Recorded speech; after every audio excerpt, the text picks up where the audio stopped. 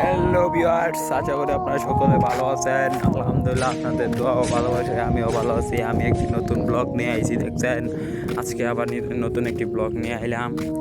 আজকে মেন উদ্দেশ্য হলো রাস্তাতে যাইতাছি, তো অলরেডি ভিডিও করতেছি। এই যে আমার বড় ভাই মাছ মারলো, দেখেন কেমন জায়গাটা চলে আসছে আমার দিকে।